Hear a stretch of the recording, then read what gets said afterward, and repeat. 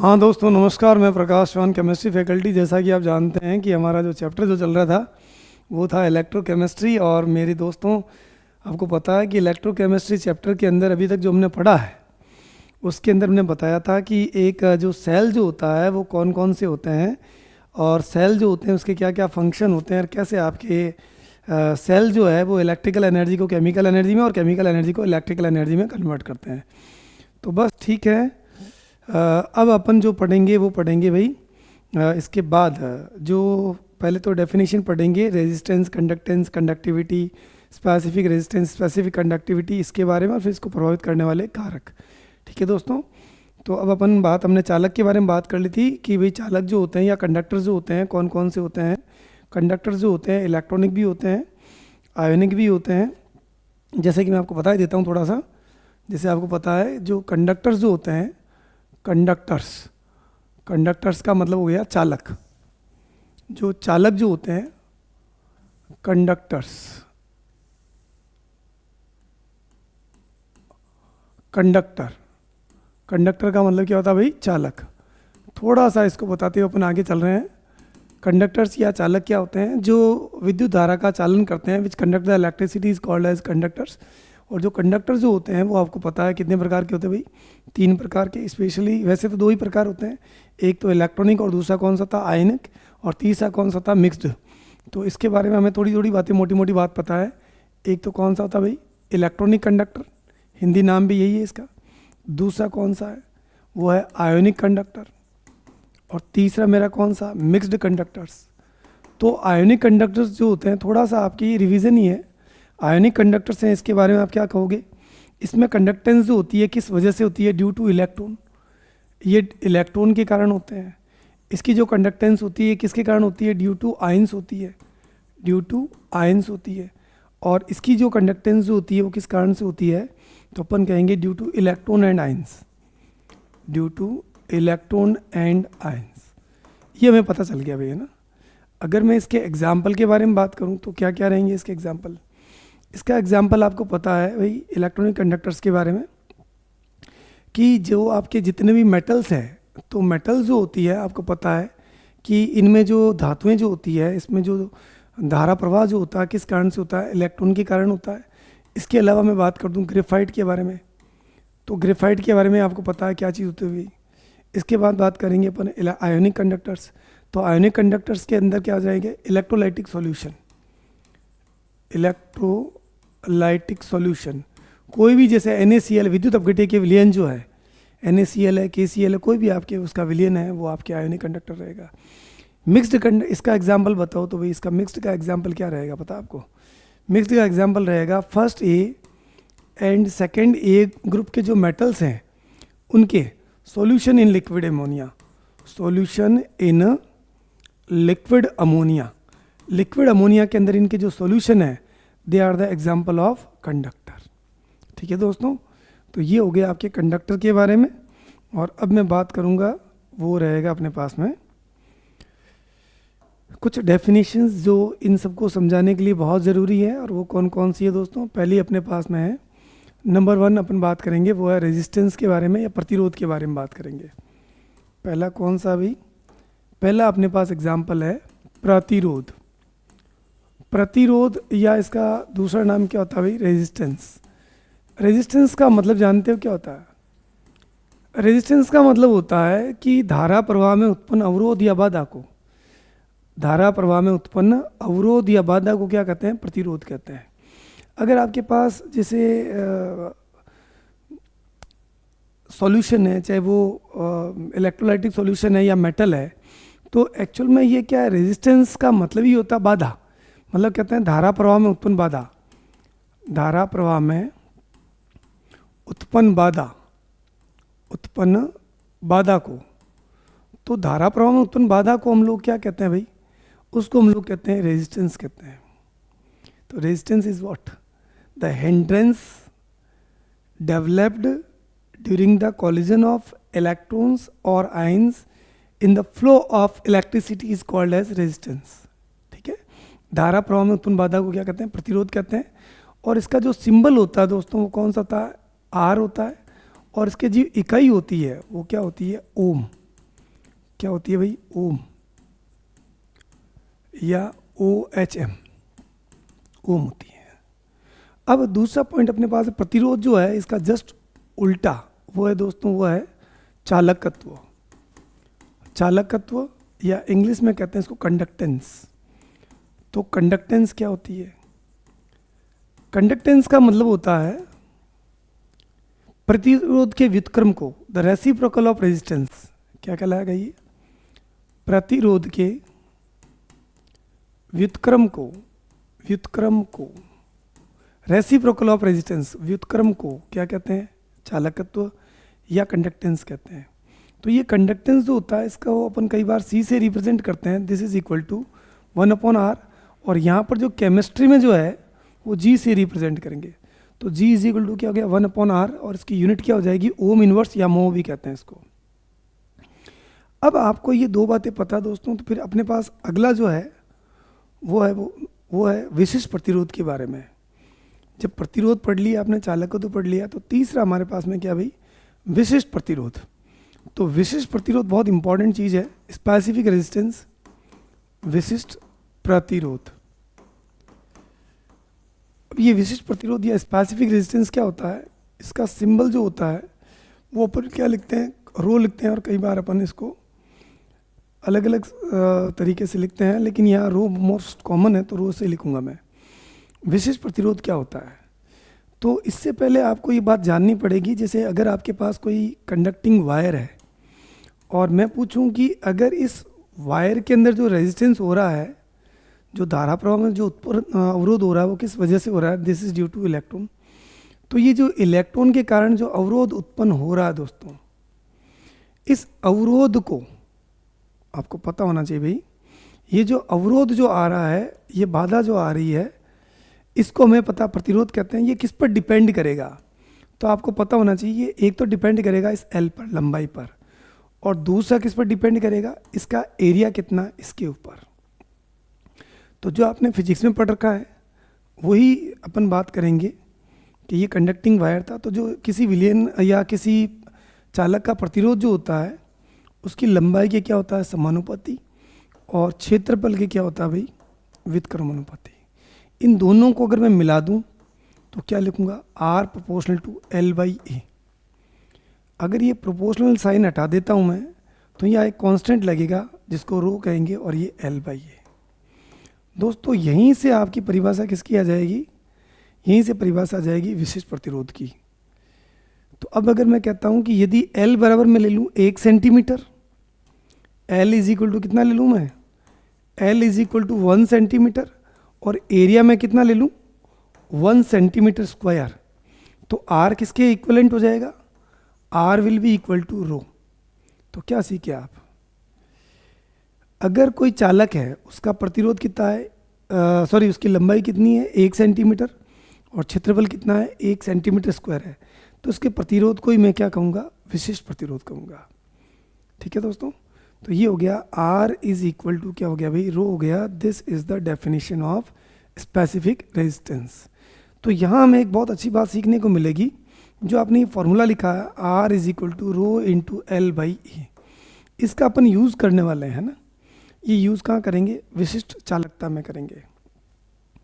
ठीक है दोस्तों, तो विशिष्ट प्रतिरोध किसे कहते हैं।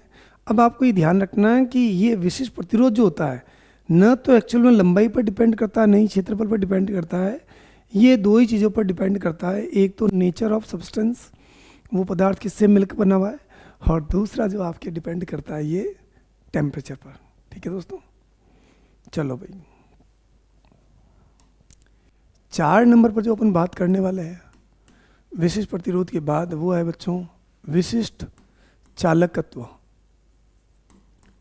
विशिष्ट चालकत्व, स्पेसिफिक कंडक्टेंस। विशिष्ट चालकत्व, इसका एक और नाम भी था, चलो अच्छा इसका नाम लिख देता हूं, स्पेसिफिक कंडक्टेंस। अब आपके दिमाग में आना चाहिए कि इसका एक और नाम भी है भाई, इसका दूसरा नाम क्या है, इसको चालकता भी कहते हैं। अभी वर्तमान में क्या कहते हैं, चालकता। इंग्लिश नाम हो गया इसका कंडक्टिविटी। कंडक्टिविटी क्या होती है भाई देखते हैं। तो अभी जो आपने फॉर्मूला लिया था ये वाला, इसी का मैं वापस, अच्छा विशिष्ट प्रतिरोध को हम लोग प्रतिरोधकता भी कहते हैं, प्रतिरोधकता, प्रतिरोधकता या रेजिस्टिविटी, ये ध्यान रखना, रेजिस्टिविटी भी कहते हैं भाई, ठीक है।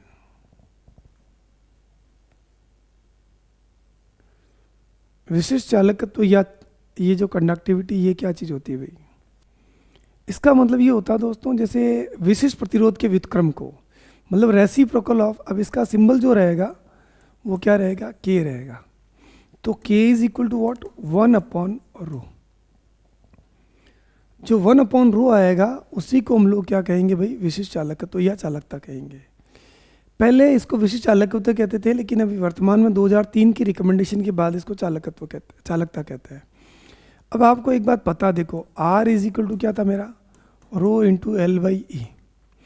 अगर मैं इसको ऐसे लिख दूँ 1/R इज इक्वल टू क्या हो जाएगा, 1/ρ इंटू ये L और ये क्या हो गया भाई E, ठीक है। तो यहाँ देखिए दोस्तों, ये जो आपके पास फॉर्मूला आएगा, 1/R की जगह मैं क्या लिखूँगा, G लिखूँगा, और इसकी जगह मैं क्या लिख दूँगा, अच्छा इसको हाँ K लिखेंगे, ये तो मैंने लिख दिया इसके लिए G। ये क्या हो गया, इसकी जगह 1/ρ की जगह मैंने क्या लिख दिया, K इंटू A अपॉन क्या लिख दिया, L। तो K इज इक्वल टू क्या आ जाएगा, G इंटू L/E। ये L/A जो होता है, इसको एक कांस्टेंट कहते हैं, ये कहलाता है सेल स्थिरांक। ये क्या कहलाएगा, L/A, और इसका नाम जो रहेगा क्या रहेगा भाई, सेल स्थिरांक, सेल कांस्टेंट। तो K इज इक्वल टू अपने पास फॉर्मूला क्या हो गया, GG star. K is equal to क्या हो गया, GG मेरी स्टार है, GG स्टार हो गया, ठीक है। तो यहाँ मैंने बता दिया आपको विशिष्ट चालकत्व या चालकता क्या होती है, ये आपको अच्छे तरीके से पता चल चुका है। मतलब विशिष्ट प्रतिरोध या स्पेसिफिक रेजिस्टेंस के रेसिप्रोकल को हम लोग क्या कहते हैं, स्पेसिफिक कंडक्टेंस या कंडक्टिविटी कहते हैं। अब अगर अपन चाहें तो इसकी यूनिट ऑफ के लिखना चाहें तो कैसे लिखेंगे भाई, यूनिट ऑफ के की यूनिट क्या होगी, तो आपको पता चल चुका है, K इज इक्वल टू क्या होता है, GG स्टार। तो G का तो मुझे पता चल गया क्या होता है भाई, 1/ ये ओम है ना, सॉरी ये 1/ क्या हो गया, ओम। और G स्टार क्या था, L/A। तो इसकी जगह मैं क्या लिखूंगा, सेंटीमीटर, और यहाँ क्या लिख दूंगा, सेंटीमीटर स्क्वायर। ये कैंसिल हो गया, तो मेरे पास इसको लिखूंगा तो ये क्या हो जाएगा, ओम इनवर्स, और ये क्या हो जाएगा भाई, सेंटीमीटर इनवर्स, ठीक है। कई बार सेंटीमीटर इनवर्स की जगह साइमन भी लिखते हैं, है ना, एस लिखते हैं। तो ये आपके हो गया विशिष्ट चालकत्व। अब ये तो हमने किस बेसिस पर डेफिनेशन बताई है या लिखा है, ये हमने इस बेसिस पर बताई है भाई कि जो सॉलिड जो आपके कंडक्टर होते हैं, मेटल्स वगैरह, उनके रेफरेंस में। लेकिन अगर हमारे पास इलेक्ट्रोलाइटिक सॉल्यूशन हो तो उसके लिए विशिष्ट चालकत्व या चालकता की क्या परिभाषा रहेगी, है ना, ये बात कर रहे हैं। तो जैसे अपन यहाँ देख लेते हैं दोस्तों, ये मैंने कोई कंटेनर लिया है, और इस कंटेनर के अंदर हमने क्या किया है, 2 इलेक्ट्रोड लगा दिए। क्या लगा दिए, 2 इलेक्ट्रोड, ठीक है। और इसके अंदर हमने क्या भर दिया है, एक इलेक्ट्रोलाइटिक सॉल्यूशन भर दिया, मान लो इसमें हमने क्या भर दिया, इलेक्ट्रोलाइटिक सॉल्यूशन। अब इलेक्ट्रोलाइटिक सॉल्यूशन मतलब इसमें क्या है भाई, A+ है और B क्या है, माइनस है। अब आपको पता है कि ये जो A+ है मेरा कैथोड की ओर मूव करेगा, ये कहाँ करेगा, एनोड की ओर मूव करेगा। तो हमारा जो डेफिनेशन है वो ये है कि भाई विशिष्ट चालकत्व क्या होता है। तो यहाँ पर आपको पता है ये आयन है, और आयन की वजह से आपकी क्या हो रही है, कंडक्टेंस हो रही है, और आयन की वजह से ही आपकी क्या हो रहा है, रेजिस्टेंस डेवलप हो रहा है। तो अब यहाँ पर जो डेफिनेशन लिखने वाले हैं अपन, तो वो कौन सी परिभाषा होगी भाई, पहले देखो तो अगर अपने पास में बात करें तो पहली कौन सी रहेगी भाई, ये वाली। तो ये सॉल्यूशन जो है ना, ये फिक्स होना चाहिए, कितना होना चाहिए, इट शुड बी 1 ml। तो 1 ml सॉल्यूशन है, उसके अंदर आयन के द्वारा जो आपके रेजिस्टेंस डेवलप किया जा रहा है वो तो कहलाएगा विशिष्ट प्रतिरोध, और इसकी जो कंडक्टेंस होगी 1 ml सॉल्यूशन के अंदर आयन के द्वारा उत्पन्न, उसे अपन क्या कहेंगे, उसे अपन कहेंगे विशिष्ट चालकत्व। तो क्या लिखेंगे, किसी विद्युत अपघट्य का विलयन, किसी विद्युत अपघट्य को इंग्लिश में कहते हैं इलेक्ट्रोलाइट, अभी मैं इंग्लिश में बोल के बताऊंगा। किसी विद्युत अपघट्य का विलयन का 1 ml विलयन जिसमें लगे हुए इलेक्ट्रोड के बीच की दूरी, इलेक्ट्रोड के बीच की दूरी 1 सेंटीमीटर, बीच की दूरी 1 सेंटीमीटर, इलेक्ट्रोड के अनुप्रस्थ काट का क्षेत्रफल, कि अनुप्रस्थ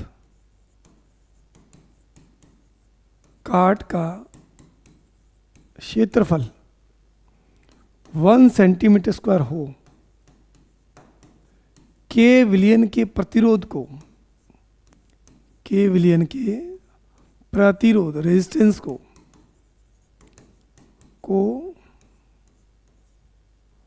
विशिष्ट प्रतिरोध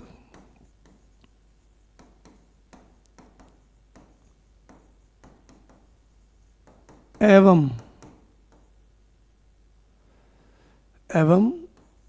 चालकत्व को विशिष्ट चालकत्व कहते हैं।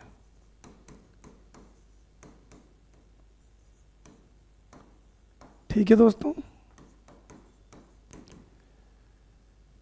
तो यहां आपको ये बातें समझ में आ चुकी होगी कि अगर आपके पास कंडीशन जो है वो क्या क्या है भाई। कंडीशन अपने पास ये है कि सॉल्यूशन कितना होना चाहिए, 1 ml होना चाहिए, और इलेक्ट्रोड के बीच की दूरी कितनी होनी चाहिए, ये जो डिस्टेंस है ये कितनी होनी चाहिए, 1 सेंटीमीटर, और इसका अनुप्रस्थ काट का क्षेत्रफल कितना होना चाहिए, 1 सेंटीमीटर स्क्वायर। तो इस कंडीशन के अंदर जो अपन चीज़ मेज़र करेंगे वो क्या कहलाएगी भाई, विशिष्ट चालकत्व, या इसको क्या कहेंगे, चालकता। ठीक है दोस्तों, तो ये बात मैंने आपको बता दी है। इसको किस तरीके से आप तैयार कर सकते हो, विशिष्ट चालकत्व या चालकता क्या होती है। R is equal to rho into L by A, 1/r is equal to 1/रो इंटू ए बाई एल, और ये आपके हो जाएगा जो मैंने जी के लिए सॉल्व किया है 1/r की जगह मैंने क्या लिख दिया, जी। तो आप लोग देख चुके हैं कि इसका फॉर्मूला ये है, और उसको कैसे किस तरीके से अपने को यूज़ करना है।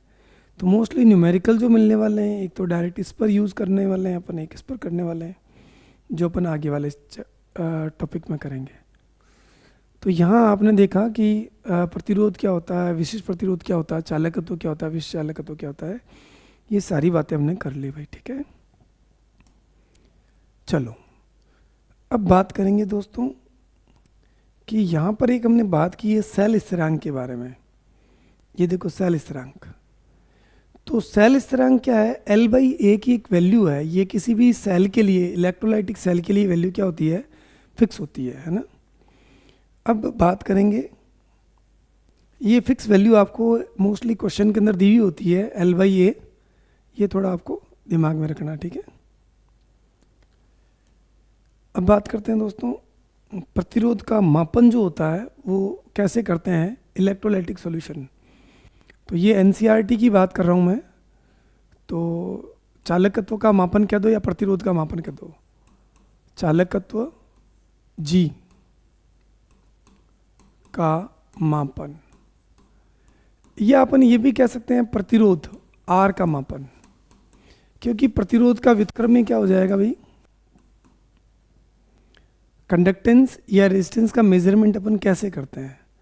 तो ये जो किया जाता है व्हीट स्टोन सेतु विधि के द्वारा किया जाता है, व्हीट स्टोन ब्रिज की सहायता से। ये आपने फिजिक्स में भी पढ़ा होगा, बस वही कॉन्सेप्ट वही रहेगा। अब इसमें क्या किया जाता है कि ये जैसे आपको पता है ये 4 आर्म होती है,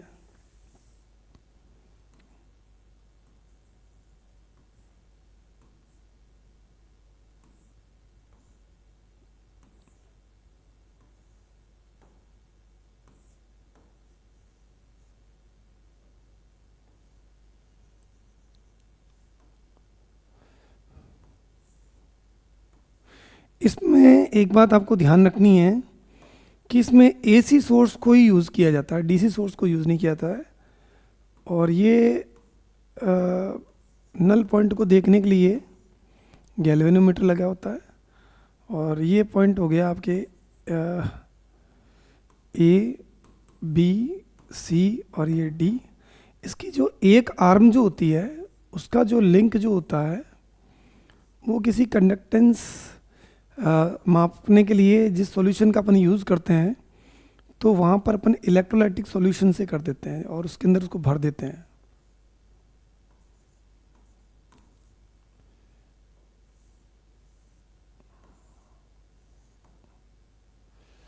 ये देखिए आप, तो आप देख रहे हैं इसके अंदर दोस्तों कि अपन इसके अंदर क्या भर दिया हमने,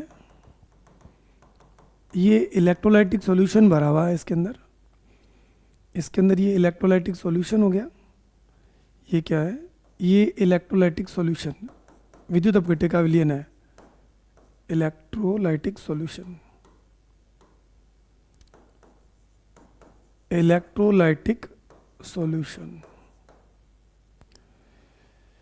हाँ भाई, और यहाँ आपको ये देखना है कि ये जो आर्म जैसे मान लेते हैं ये P है, ये Q है, ये R है और ये क्या मेरा S, ये 4 रेजिस्टेंस हैं।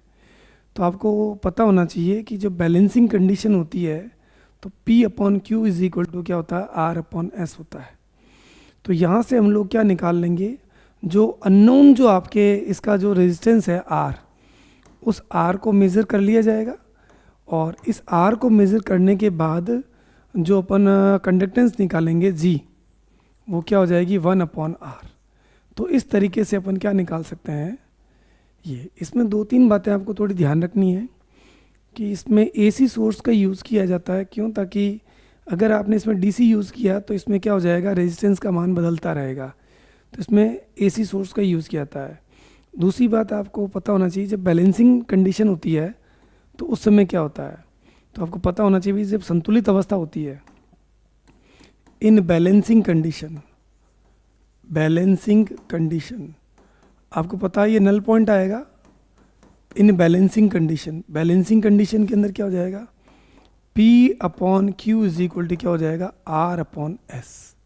अब आपका मिसिंग कौन सा है, आपका गायब कौन सी चीज़ है भाई, ये अननोन है, ये क्या आपका अननोन है,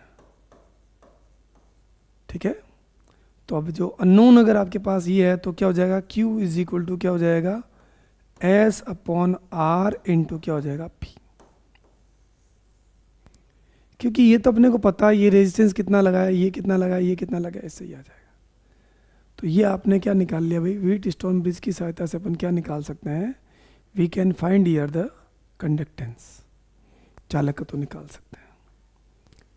ठीक है दोस्तों, आगे चलते हैं हम लोग कि आगे जो है किस प्रकार से अपन, अब ये जो इसकी कंडक्टेंस होती है, ये जो कंडक्टेंस या स्पेसिफिक कंडक्टेंस, उसको कौन कौन से फैक्टर्स हैं जो इफेक्ट करते हैं वो हमें पढ़ने हैं। ठीक है, तो अभी तक दोस्तों हमने जो पढ़ा है एक बार फिर मैं दिखा देता हूँ आपको। ये देखिए डेफिनेशन पढ़ी हमने एक तो ये चारों, और इसके बाद ये कंडक्टर्स वगैरह ये बताई दिए थे आपको। चलते हैं आगे, चलें भाई। नेक्स्ट है चालकत्व को प्रभावित करने वाले कारक। चालकत्व को प्रभावित करने वाले कारक, factors affecting conductance. Factors affecting conductance, चालकत्व को प्रभावित करने वाले कारक हमें पढ़ने हैं। ये कारक कौन कौन से हैं, ये लिख देता हूँ मैं, फैक्टर्स अफेक्टिंग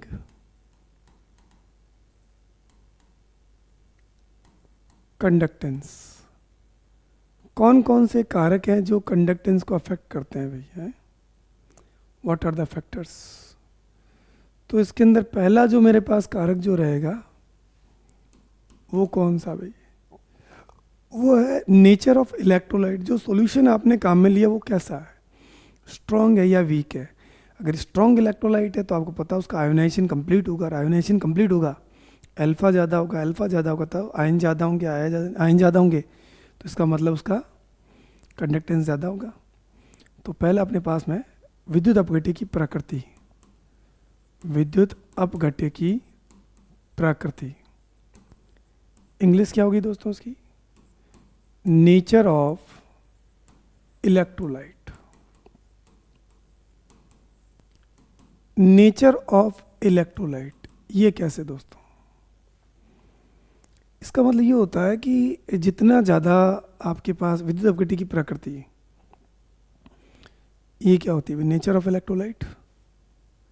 अब इलेक्ट्रोलाइट जो होते हैं बेसिकली दो टाइप के होते हैं।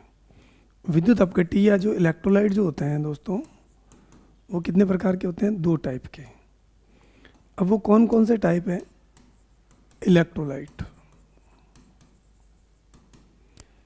ये दो टाइप के होते हैं। एक होते हैं स्ट्रॉन्ग इलेक्ट्रोलाइट और दूसरे होते हैं वीक इलेक्ट्रोलाइट। अब स्ट्रॉन्ग का मतलब क्या होता है, जिनका अल्फा कितना होता है 100%, और वीक जो होते हैं इनकी अल्फा की value almost equal to 5 to 15%।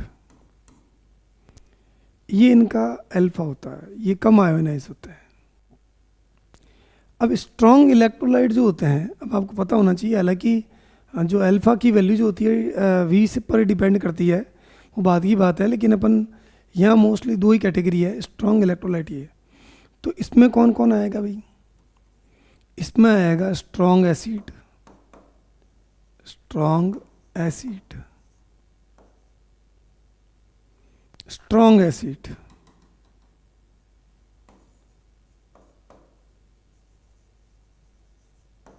Strong acid, strong base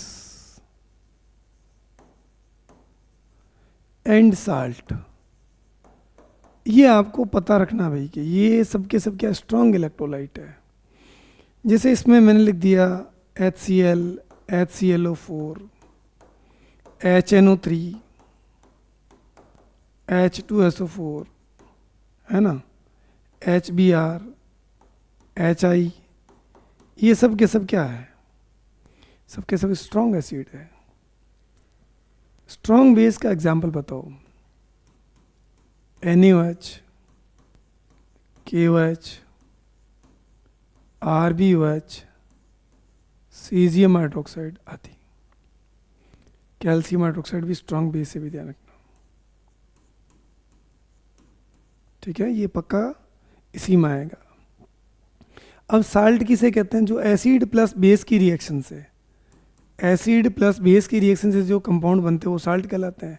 अब जैसे चाहे बोलिए NaCl आ गया, है ना, NaNO3 आ गया, कोई भी ले लो आपके, ये सब साल्ट ही हैं। वीक इलेक्ट्रोलाइट जो होते हैं उसके बारे में क्या कहेंगे आप। वीक इलेक्ट्रोलाइट में आपके जो एग्जाम्पल रहेगा वो रहेगा वीक एसिड और वीक बेस। क्या रहेगा भाई इसमें, इसमें एग्जाम्पल रहेगा वीक एसिड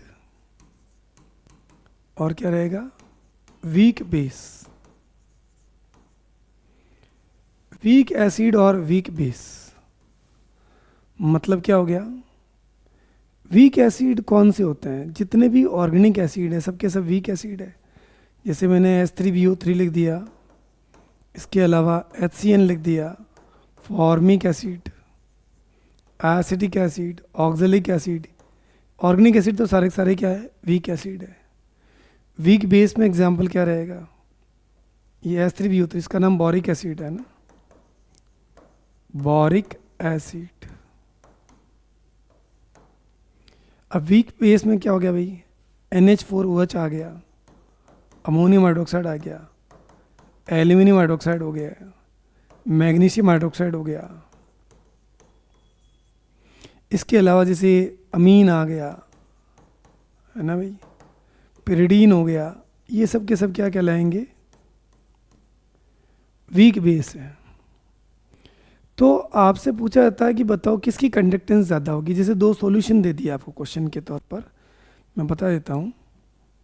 जैसे मैंने ये दे दिया कि राइट द करेक्ट ऑर्डर, या ऐसे कुछ भी दे दिया हमने, ये लो, ये क्वेश्चन ले लेते हैं।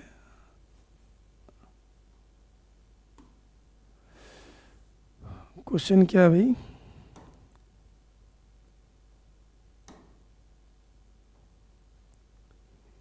क्वेश्चन ये है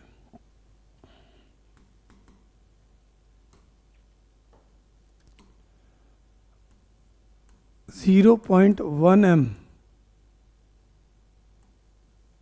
दिए गए अम्लों की जी का, जी मतलब वही कंडक्टेंस का घटता क्रम लिखिए, घटता क्रम लिखो, डिसेंडिंग ऑर्डर। 0.1 m सॉल्यूशन है आपका। अब जैसे एग्जाम्पल के तौर पर ए दे दिया आपको HNO3, दूसरा दे दिया आपको HCl, तीसरा दे दिया आपको HCN। अब इन सभी की कंसंट्रेशन कितनी है, ये भी 0.1 m है, ये भी 0.1 m है, ये भी क्या है 0.1 m है। एक और ले लेता हूँ मैं डी, सॉरी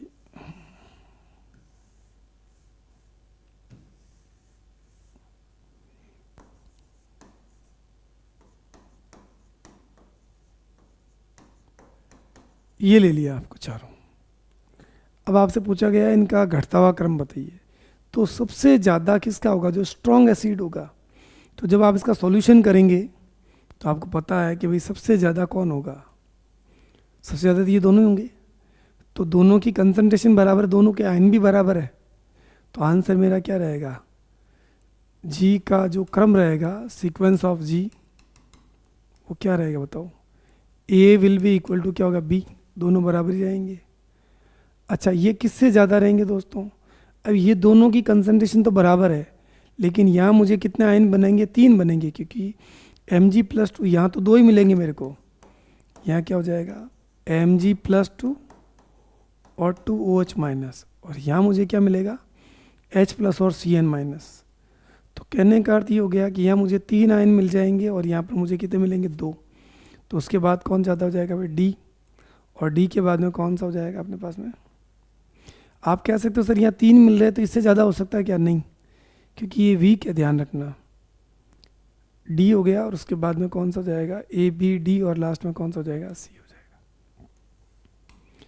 तो जैसा क्वेश्चन होगा उसके हिसाब से आंसर लिखेंगे। तो पहला कारक मैंने आपको बताया, पहला फैक्टर जो था नेचर ऑफ इलेक्ट्रोलाइट, इलेक्ट्रोलाइट की नेचर जो होती है वो कैसे आपके अफेक्ट करती है, ये हमने बात कर ली। नेक्स्ट है दोस्तों दूसरा वाला बी फैक्टर, वो है आपके टेम्परेचर। फर्स्ट हो गया, अभी सेकंड वाला है टेम्परेचर। तो टेम्परेचर कौन सा होता है भाई, टेम्परेचर का कंडक्टेंस पर क्या इफेक्ट पड़ता है, टेम्परेचर ताप। देखो टेम्परेचर यूजुअली इनिशियली, जैसे आपके कहते हैं वीक इलेक्ट्रोलाइट है या कोई भी इलेक्ट्रोलाइट है, उसके लिए एक एनर्जी का काम करता है। लेकिन अगर पहले से कंडक्टिंग सॉल्यूशन है और कंटिन्यूस अगर आप टेम्परेचर बढ़ा रहे हैं तो क्या होगा, उसमें टक्करें बढ़ेगी, और टक्करें बढ़ने से क्या होगा, रेजिस्टेंस बढ़ जाएगा, रेजिस्टेंस बढ़ने के बाद में कंडक्टेंस क्या होगी, डिक्रीज हो जाएगी। तो यहाँ हम लोग इसके बारे में कुछ खास नहीं कह सकते। It depends on the nature of solution, कि वो सॉल्यूशन जो है या उसके अंदर जो रिएक्शन हो रही है उस पर भी डिपेंड करेगा। तो जनरली अपन बात कहें जैसे कंडक्टिंग सॉल्यूशन फॉर कंडक्टर्स, जो चालक जो होता है फॉर कंडक्टर्स, मतलब मेन बात तो यही होती है कंडक्टर्स के लिए। ये कहते हैं अगर आप ताप बढ़ाते हो तो रेजिस्टेंस क्या होता है, बढ़ जाता है। रेजिस्टेंस क्या होता है, बढ़ जाता है। और रेजिस्टेंस बढ़ जाता है तो जी क्या होता है, घट जाता है। ठीक है, तो ये अपने पास में क्या, 1 मिनट रुकिएगा।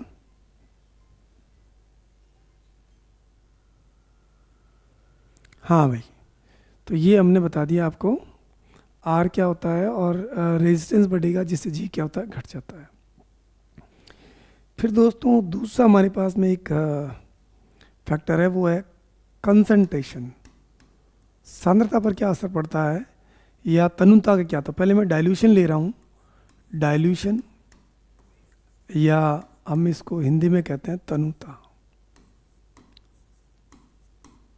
तनुता ये क्या होती है भाई, डाइल्यूशन का मतलब ये होता है पानी मिलाना उसके अंदर। अगर आप पानी मिलाएंगे तो क्या होगा, एक्चुअल में जब पानी मिलाते हैं तो आयोनाइजेशन बढ़ता है, और आयोनाइजेशन बढ़ता है तो ऑब्वियसली नंबर ऑफ आयन बढ़ेंगे, और आयन बढ़ेंगे तो कंडक्टेंस बढ़ेगी। तो मोटी मोटी बात अगर अपन करें तो इसमें यही कह सकते हैं कि जी जो होता है ये स्पेशली डाइल्यूशन के क्या होता है, प्रोपोर्शनल होता है। लेकिन यहाँ एक बात और ध्यान रखनी है कि ये ज़्यादा कॉमन किसके लिए होता है, for weak electrolyte. For weak, अगर स्ट्रांग है तो वहाँ तो कोई दिक्कत है ही नहीं भाई, है ना, वहाँ तो कोई दिक्कत है ही नहीं। तो डाइल्यूशन वाला केस अपने को थोड़ा ध्यान रखना है कि इन जनरल जब अपन V बढ़ाते हैं तो आयोनाइजेशन बढ़ता है, और आयोनाइजेशन बढ़ने से क्या होता है, नंबर ऑफ आयंस बढ़ते हैं और कंडक्टेंस बढ़ जाती है। ये हम जानते हैं भाई, ठीक है, ओके। तो ये तनुता के बारे में मैंने बात की है। तो I can write here again, मुझे क्या चीज़ चाहिए, वो ये है कि अगर अपन ये कह दें कि वी डाइल्यूशन के लिए मैं सिंबल कौन सा ले रहा हूँ, V। तो डाइल्यूशन अगर आप बढ़ाओगे, डाइल्यूशन या जिसको अपन कहते हैं V बढ़ाएंगे तो G क्या होगा, बढ़ेगा। लेकिन ध्यान रखना, this is very very important, कि अगर आप V बढ़ाते हैं तो जो K जो है, K का मतलब समझ गया आप, विशिष्ट चालकत्व, जिसको हम लोग क्या कहते हैं, कप्पा या स्पेसिफिक कंडक्टेंस, ये क्या होती है भाई, ये घट जाती है। ये तो बढ़ गई, V बढ़ाया तो G बढ़ गया, G मतलब कंडक्टेंस या चालकत्व तो बढ़ गया, लेकिन ये घट गया अभी। ऐसा क्यों हुआ, क्योंकि अभी आपको पता है इसकी डेफिनेशन लिखवाई थी, तो हमने कहा था ये 1 ml सॉल्यूशन। तो अगर आपको पता, आपने पानी ज़्यादा मिला दिया तो पानी की मात्रा बढ़ जाने से जो आयन जो होंगे फैल जाएंगे। तो अब उसका 1 ml विलियन अगर आपने लिया है तो उसमें आयन की संख्या क्या हो जाएगी, कम हो जाएगी। समझ गए आप। तो अपन ये कहते हैं कि इसमें नंबर अपन क्यों घट जाते हैं, ये क्यों घट गया, due to decrease in number of ions, due to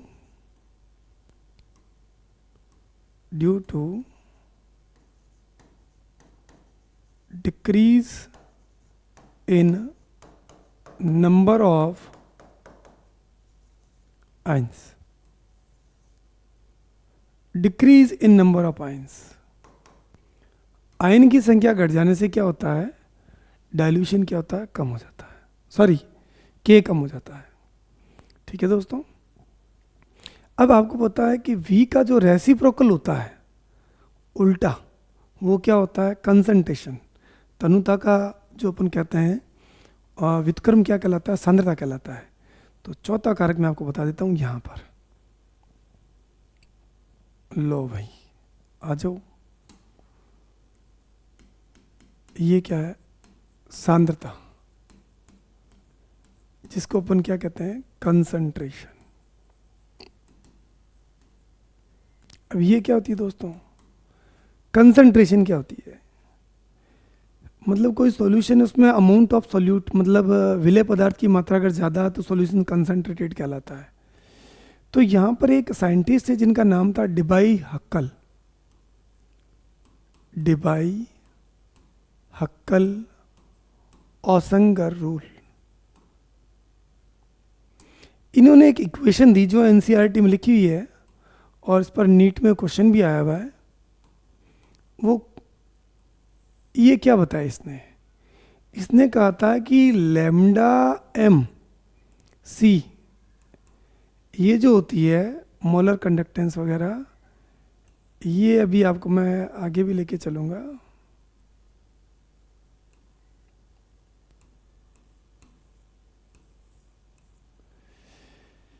इसका मतलब क्या हो गया है, इस इक्वेशन से हमें इस बात का पता चलता है कि अगर मैं c को 0 कर दूं, if I make the c is equal to 0, अगर मैं c को मैं क्या कर लेता हूं, 0 कर लेता हूं, तो क्या हो जाएगा, ये लेमडा एम क्या है भाई, लेमडा एम है ये मोलर कंडक्टिविटी। लेमडा एम क्या कहलाएगा, लेमडा एम सी ये कहलाती है मोलर कंडक्टिविटी एट कंसंट्रेशन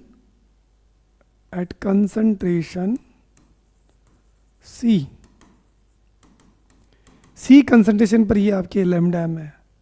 और लेमडा एम इनफाइनाइट ये क्या है, देखो ये क्रैश कोर्स है और ये होप की जाती है कि आपने 12th में इतना पढ़ा है, इतना जानते हो, तो उसके हिसाब से ही पढ़ाया जा रहा है। Molar conductivity eight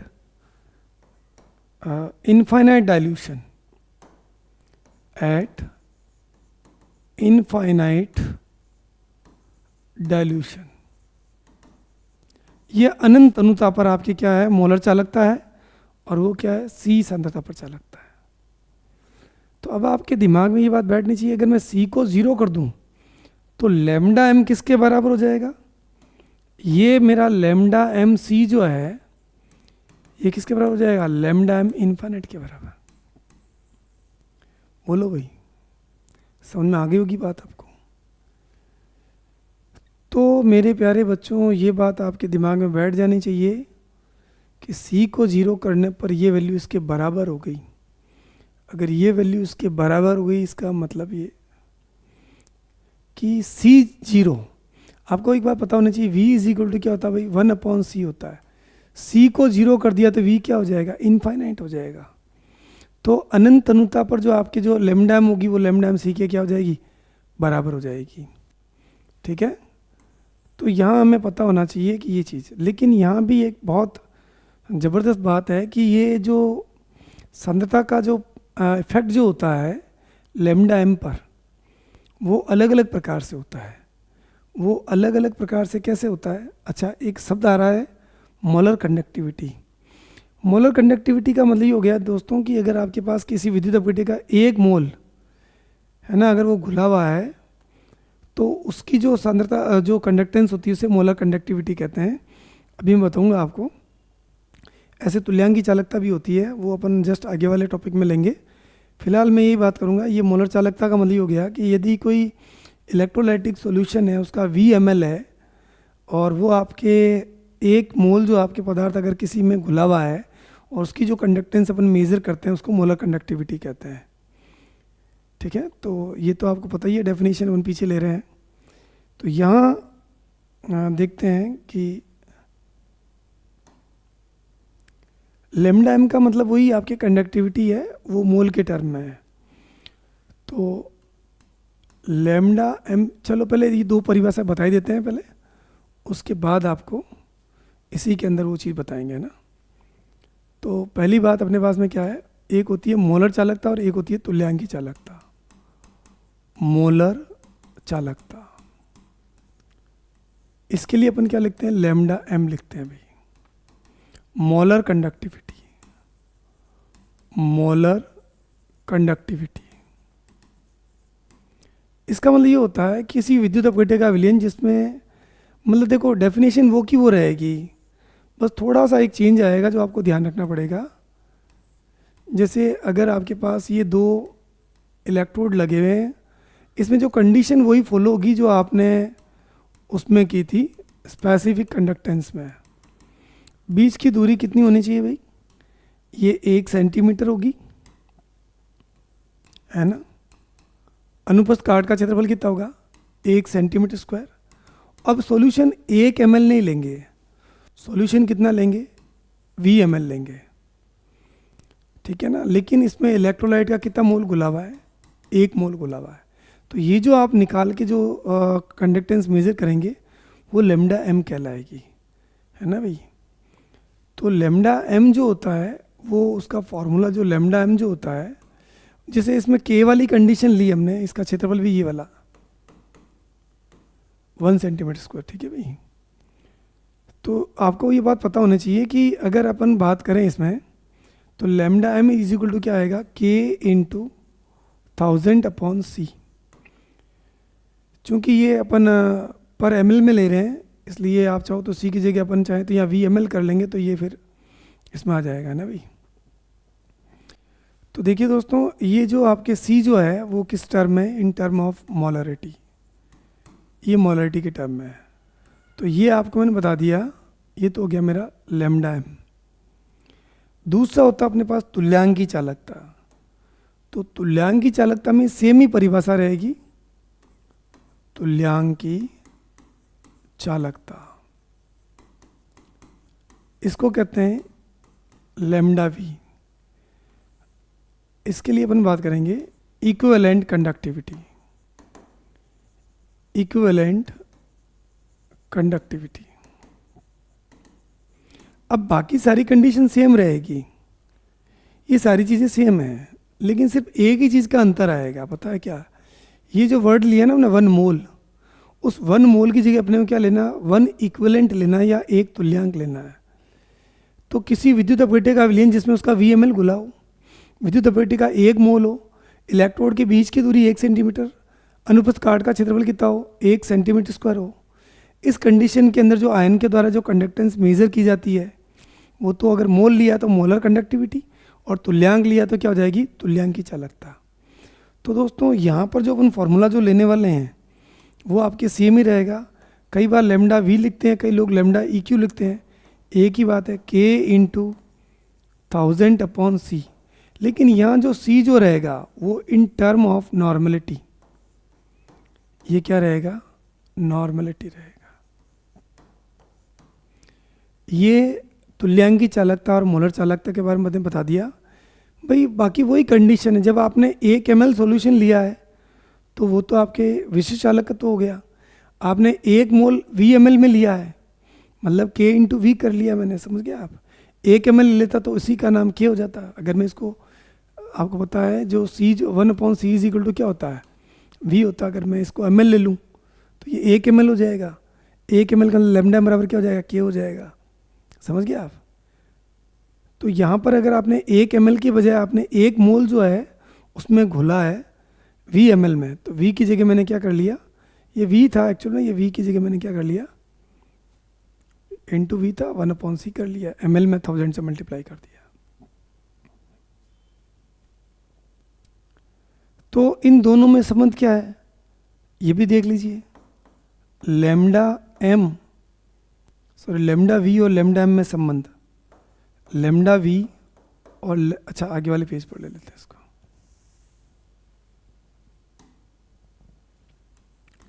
lambda V और लेमडा m में संबंध, रिलेशन क्या है भाई? हम वापस उसी पॉइंट पर आएंगे। वो पॉइंट अपना कौन सा था? स्ट्रॉन्ग और वीक इलेक्ट्रोलाइट के लिए लेमडा m की वैल्यू कैसे निकालते हैं। तो आपको पता है लेमडा V वाला मेरा फॉर्मूला क्या था? लेमडा V मेरे पास क्या था भाई? K इंटू 1000/n नॉर्मलिटी, और लेमडा मेरा क्या था? K इंटू 1000 क्या था? m molarity. तो अब देखो दोस्तों, अगर आपने ये लिखा है, दोनों को एक दूसरे में डिवाइड कर दो तो K से K मेरा कैंसिल, 1000 से 1000 कैंसिल, तो मेरे पास क्या आ गया? Lambda V lambda m is equal to क्या आ गया भाई? ये m आ गया और ये क्या आ गया? n आ गया। अब m/n का रिलेशन आपको पता है, एन इज इक्वल टू क्या होता है भाई, वैलेंसी फैक्टर इनटू मोलरिटी, तो ये हो जाएगा एन अपॉन एम। ये मुझे पता है क्या हो गया, वैलेंसी फैक्टर, तो एम अपॉन एन मेरा क्या हो जाएगा, 1 अपॉन वैलेंसी फैक्टर। तो मैं इस की जगह मैं क्या लिख सकता हूँ, एम अपॉन एन की जगह 1 अपॉन वी एफ। तो लेमडा वी मेरा क्या हो गया, lambda V is equal to मेरा हो गया 1 upon valency factor into lambda M. तो ये दोस्तों आपके पास आ चुका है फॉर्मूला। कोई दिक्कत इसमें, शायद आपको दिक्कत इसमें नहीं होगी। Lambda V is equal to 1 upon valency factor into lambda M. आगे आ समझिए। अब यहाँ पर कोई क्वेश्चन भी बता देता हूँ आपको, ताकि आपके लिए आसान हो जाए। जैसे मैंने ये दे दिया,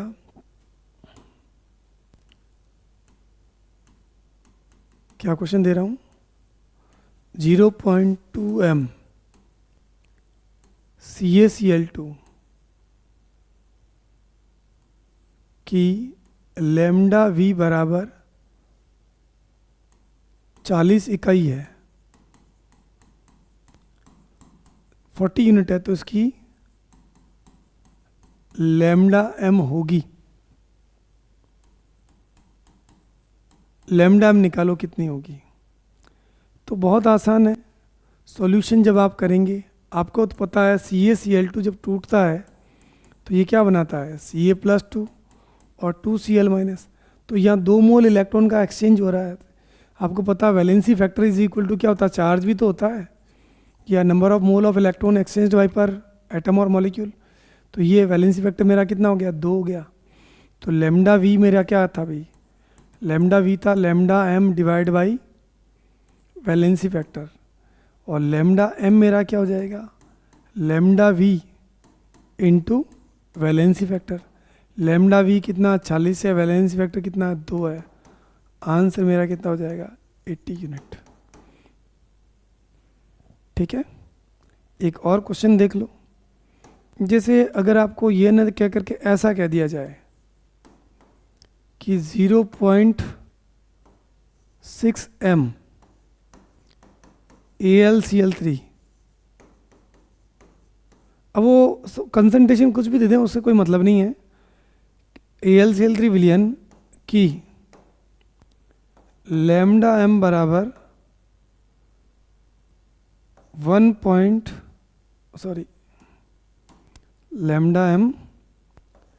600 यूनिट है, तो इसकी लेमडा एम ज्ञात करो। लेमडा एम ज्ञात करो। क्या करेंगे पता आपको भाई, तरीका तो वही अपने पास जो है, क्या बताऊं, वो ये रहेगा, lambda V is equal to क्या होगा, lambda M divide by valency factor. अब लेमडा एम मुझे दिया हुआ, कितना दिया हुआ, 600 है, और वैलेंसी फैक्टर आपको पता नहीं है। तो वैलेंसी फैक्टर आप पता कर सकते हो कैसे, आपको पता है जब AlCl3 को आप तोड़ेंगे तो ये क्या बनाएगा, Al+3 और 3Cl-। तो जो चार्ज है वही इसका क्या रहेगा, वैलेंसी फैक्टर कितना आ गया अभी, 3 हो जाएगा, +3 -3 कोई भी ले लो। तो मेरा आंसर कितना हो जाएगा भाई, 3 से मैं डिवाइड करूँगा तो ये हो जाएगा 200 यूनिट। ठीक है। तो यहाँ तक दोस्तों हमने बात की है लेमडा वी लेमडा एम क्या होता है और क्या नहीं होता है, इसके बारे में, है ना। संबंध मैंने आपको बता दिया है ना भाई। लेमडा वी लेमडा एम क्या होता है ये हमने बता दिया। कंसंट्रेशन, तो अपन वापस यहीं पर आ रहे हैं कि ये लेमडा एम क्या होता है ये मैंने बता दिया आपको। इसमें एक क्वेश्चन आया हुआ कि ये जो बी जो होता है, कई बार बी की जगह यहाँ पर ये कांस्टेंट भी लिखा होता है। ये जो बी जो होता है, ये बी इज इक्वल टू क्या है, कांस्टेंट है। कई बार ए भी लिखते हैं, ये क्या होता है, कांस्टेंट है। जो nature of electrolyte, nature of, ये क्वेश्चन आया हुआ ध्यान रखना, electrolyte and it's charge, it's charge पर डिपेंड करता है। इट्स चार्ज, तो डिपेंड ऑन, तो ये थोड़ा ध्यान रखिएगा, डिपेंड ऑन, ये जो कांस्टेंट होता है बी कह दो या जिसको ए कह दो, ये किस पर डिपेंड करता है। तो यहाँ तक हम आ चुके हैं वापस, और ये एक अलग ही टॉपिक मैंने आपको और साथ साथ ही बता दिया है, दोनों में रिलेशन क्वेश्चन वगैरह दोनों बता दिए। और अब लेते हैं आपके इसी में वो लास्ट फैक्टर भी रहेगा और ये पूरा भी हो जाएगा। तो लेमडा एम के ग्राफ, ये ग्राफ पूछा जाता है अभी। पहला ग्राफ कौन सा है? For strong electrolyte, for strong electrolyte.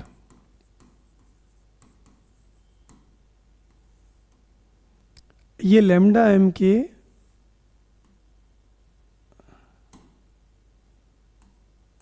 Root C के साथ ग्राफ बता रहा हूं मैं, मतलब graph of lambda with root C, है ना। फॉर स्ट्रॉन्ग इलेक्ट्रोलाइट, अगर प्रबल विद्युत अपघट्य है तो उसके लिए कैसा आएगा? तो आप ये कह सकते हैं कि भाई ये रूट सी है और ये मेरा क्या है? Lambda M. सी को कम कर रहे हैं, इसका मतलब क्या हो गया? आप डाइल्यूशन बढ़ा रहे हैं, तो ग्राफ कैसा आएगा? मतलब ये वैल्यू क्या होती जाएगी? बढ़ती जाएगी। इसको कम करेंगे, इसको बढ़ाएंगे तो ये घटेगा, कम करेंगे तो ये बढ़ेगा। मतलब यहाँ पर जो अपन कहते हैं कि रूट सी बढ़ाने पर, मतलब क्या हो गया? रूट सी घटाने पर लिख देता हूँ मैं, घटाने पर लेमडा एम का मान धीरे धीरे बढ़ता है, धीरे धीरे बढ़ता है। लेमडा एम की वैल्यू धीरे धीरे बढ़ेगी। और सेकंड केस मेरे पास जो है वो है दोस्तों फॉर स्ट्रॉन्ग इलेक्ट्रोलाइट, नहीं फॉर वीक इलेक्ट्रोलाइट। अगर आपने इसकी जगह, अब एग्जांपल के तौर पर आपने कौन सा ले लिया? ये आपने HCl के लिए ले लिया, किसी के लिए ले लिया वगैरह, फॉर वीक इलेक्ट्रोलाइट। अब वीक इलेक्ट्रोलाइट के लिए लेंगे तो क्या होगा? फॉर वीक इलेक्ट्रोलाइट एग्जाम्पल के तौर पर आपने लिया एसिटिक एसिड वगैरह इसके लिए।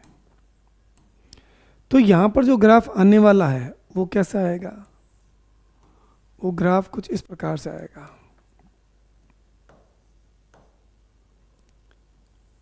ये इस प्रकार से आएगा। मतलब क्या हुआ कि अगर आप सी को कम कर रहे हैं तो देखो इस पॉइंट के बाद में एबनॉर्मली इंक्रीज हो गया यहाँ पर, नहीं समझे आप? या इस पॉइंट के बाद देखो तेजी से बढ़ रहा है ये मान। तो आपको पता है कि जो डाइल्यूशन का मेन इफेक्ट जो है वो किसके लिए चेक किया जाता है? वीक इलेक्ट्रोलाइट के लिए। तो मैं क्या लिख सकता हूँ? और रूट सी का मान घटाने पर, मतलब वही सांद्रता घटाने पर, लेमडा एम का मान वीक इलेक्ट्रोलाइट के लिए तेजी से बढ़ता है, तेजी से बढ़ता है। ठीक है दोस्तों, तो ये स्ट्रॉन्ग के लिए था, ये वीक के लिए था, दोनों में किस प्रकार के ग्राफ हैं वगैरह वगैरह ये भी।